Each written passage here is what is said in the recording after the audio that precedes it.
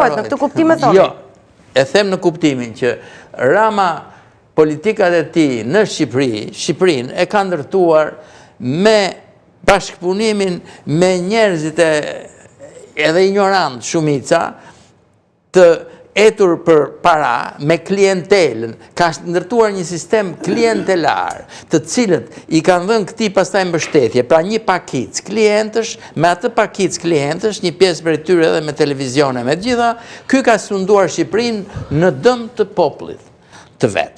Në këtë rast, ky ka qenë një projekti ka filluar sipas meje, nga që donte t'i jepte klientëve të tij Durrësin, portin e Durrësit, të hiqte portin e Durrësit dhe tha se për të publikja nuk ka rëndësi fare. Ai çdo gjë don mundësisht ta bëj private t'i jap ca klientëve, të cilët pastaj e mbajnë pushtet. Se kështu po shkon dhe bota. Prandaj jo që ta mbaroj. Kështu që këtë argument. Vim të kësaj që po thoni doja ta bëja pyetjen. Nëse është kështu, atëherë ai përse nuk zgjodhi një zonë tjetër për ta ndërtuar këtë portin e ri? Po zgjodhi Porto Romano. Pra pse nuk zgjodhi gjirin e Vlorës apo ranën e Hedhun? Pse nuk pyeti ekspertët? Por sepse mendoj unë, ajo ideja e Durrësit, sepse e mashtru si kështu, se mashtroj, atje në Durrës ma e keni aty afër do bëjmë Porto Romano. Kupton të do më thënë, për të nuk ka rëndësi porti Durrësit. Porti... Zona, ku zhvillohet porti? Për mua. Qofse do nisesha si edhe duke dëgjuar ekspertët, unë jam dakord me idenë që Shqipëria 2 porte, 3 porte i ka, boll janë ato, nuk më intereson aq shumë se nga do kalojnë Amerikanët ato, në fund fare, nuk jemi rrugë kalimi Amerikanëve, copë vënd jemi, s'mund ta bëjmë Shqipërinë vënd kalimi për çdo gjë. Ka Vlorën, Durrësin dhe Shëngjinin, rëndësi ka t'i bësh sa më të mirë këto porte, sa më moderne, sa më kaq, dhe t'investosh aty. Por ky, duke u nisur nga ideja që në Durrësin që është i lakmuar aty me gjitha ato, t'ja jap këtyre... Alabarit. Alabarit, po mbrapa Alabarit janë të alabakët që janë atje në Dubai, kupton? Ai ka menduar kështu, ta bëj këtë, se vetëm ndërtime ka bërë Shqipëri, se nëse nisemi për politika që ka bërë Shqipërinë, s'është vetëm ky krimi më i madh. Po dhe s'është vetëm Rama që të kuptohemi, po mjafton të mendosh që e ka mbledhur gjithë Shqipërinë, Tiranë dhe Durrës dhe e ka lënë bosh gjithë territorin, i ka larguar njerëzit, jo vetëm nga Shqipëria, por edhe nga territori, nga burimet, materiale, nga të gjitha, dhe çfarë industri është bërë në Tiranë dhe Durrës? Dini ju, në kohën e Enver Hoxhës kishte uzina Enver, uzina traktorit, uzina Dinamo, kimike, kombinati tekstileve, sa kishte, dhe ishte 160 apo 80 milion banor Tirana. Sot është, nuk ke asgjë nga kjo industri, ke vetëm industrinë e ndërtimit me cilë ka punuar. Ky ka trustin e betonit. Me trustin e betonit ka mbajtur pushtetin, me cimenton, me ata.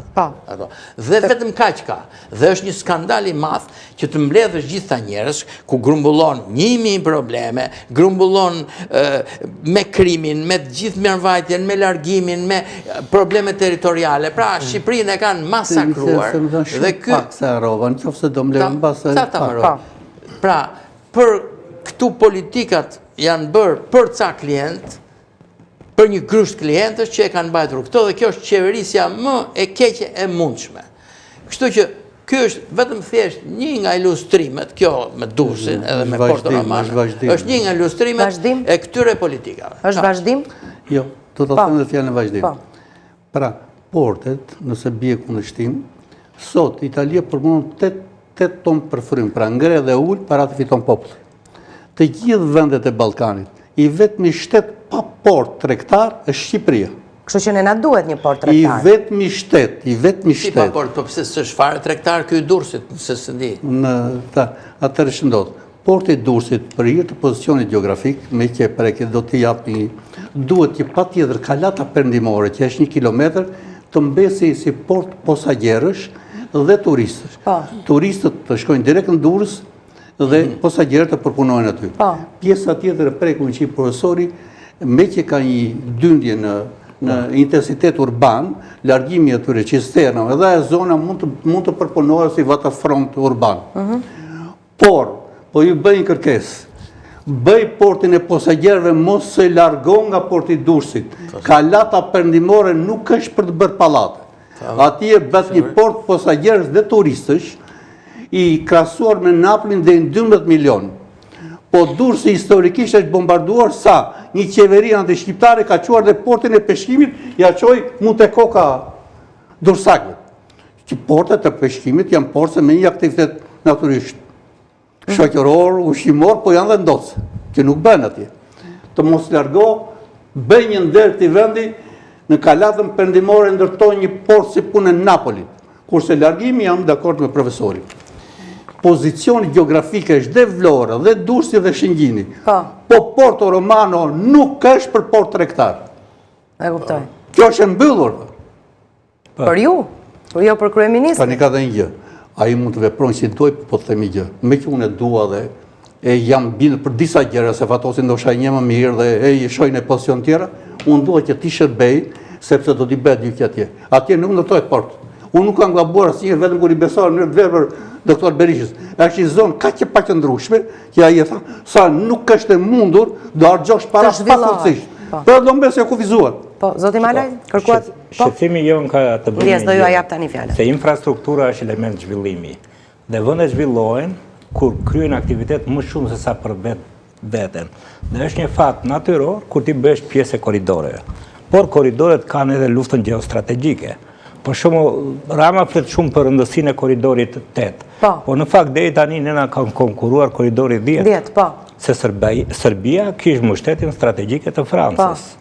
Korridori 8, marrëveshjet e para janë bërë në 94 që janë firmosur dhe ka qenë gjithmonë i bllokuar. Dhe unë kam një shqetësim se ka marrë pjesë në konferenca ndërkombëtare.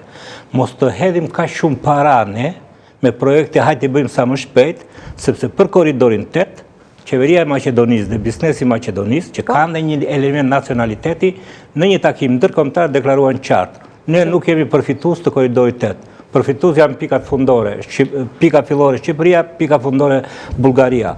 Po do ta bëjnë investimin Bullgaria edhe në territorin tonë me fondet Bashkimit Evropian.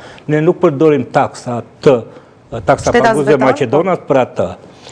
Tjetra që është shumë shqetësuese. Pra jemi në kushtet e një sabotimi të korridorit 8 aktualisht me një marrëveshje underground? Jo, s'është sabotim. Ai thotë do ta bësh. Përfitimet i kanë tjerë, nuk i kam unë, i kam shumë minimale. Tani në vazhdim të këtij interpretimi, Maqedonia është shteti ndërmjet. Në rregull. I vetmi shtet që hyn në këtë korridor horizontal, që është vazhdimi i Visapja, është Shqipëria hyn me port dhe me det.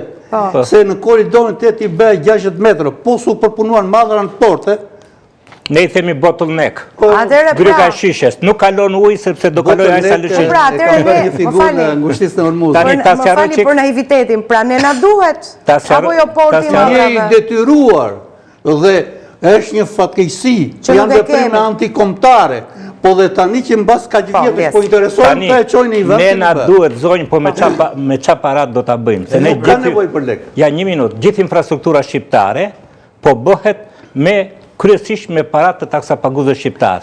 Kur në të gjitha vendet e tjera ka forma të ndryshme partneriteti dhe banka zhvillimi. Tjetra, ne do të kemi parasysh riskun politik. Çfarë është risku politik? Risku politik është që ne investuam shumë me KFV-n për bërë transmetimin e energjisë nga Serbia në Kosovë, sepse Kosova ishte në krizë.